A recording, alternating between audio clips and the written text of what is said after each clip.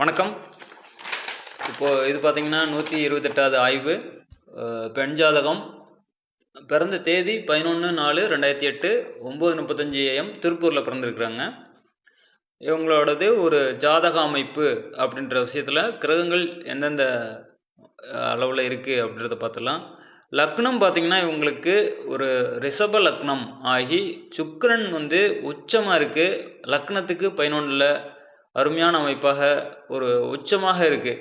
அப்போ உச்சம் லக்னாதிபதி உச்சம் அப்படின்னாலே பார்த்தீங்கன்னா அவங்க தொழிலோ வேலையோ எந்த விஷயமா இருந்தாலும் ஒரு துணிஞ்சு ஒரு தன்னம்பிக்கையோட செயல்பட முடியும்.